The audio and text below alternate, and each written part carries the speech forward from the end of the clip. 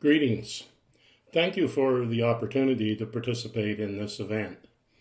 I'm Gordon Porter from New Brunswick, Canada. I'm the Director of Inclusive Education Canada and formerly was the chairperson of the New Brunswick Human Rights Commission and an official in the New Brunswick education system.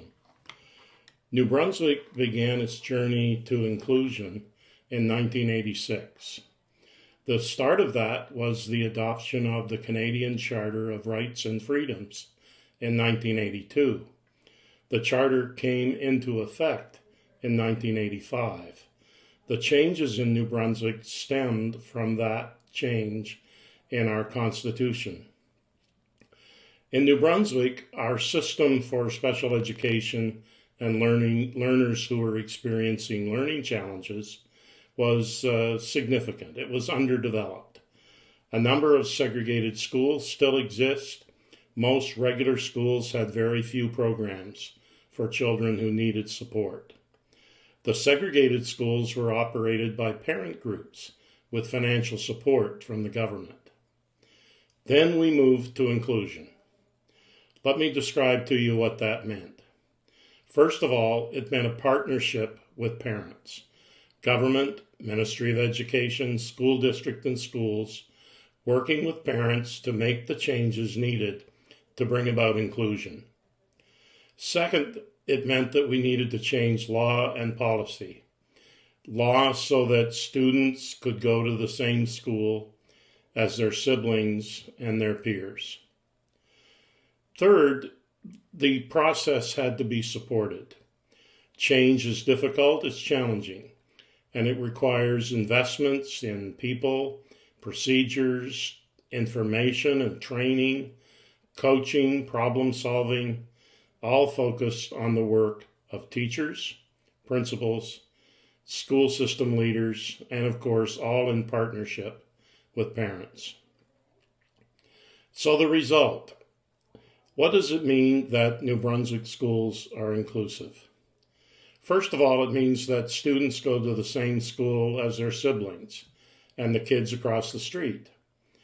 They all learn in what we call a common learning environment in the neighborhood school. Student learning is the responsibility of the classroom teacher, but with support. Support from a school team led by the principal, by a support teacher, which is a new role for the special education teacher.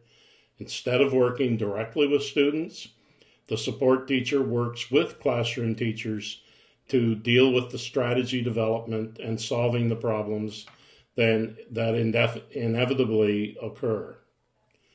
And finally, there's a focus on ongoing professional learning for teachers on instructional strategies and practices. Now, one thing that I think is an important consideration in making inclusion work, and we have it here in New Brunswick, is that the money that's being spent on accommodating diversity is being spent on inclusive practices. And by doing that, we recognize that when inclusion works effectively, teachers can and will accommodate student diversity. It helps to strengthen the education system as a whole. In short, strengthening inclusion strengthens our schools. So how's it going after more than 30 years? In New Brunswick, it's doing well. Inclusion is supported by parents, by teachers, and by students. However, it also has required ongoing work to make the changes, to adapt funding approaches, train teachers with new strategies, and focus on maintaining a problem-solving focus. Making inclusion work is a challenge. It's hard work. It takes an investment by people, by institutions, and by the community at large. Inclusion matters to children, all of them. It certainly matters to children with disabilities.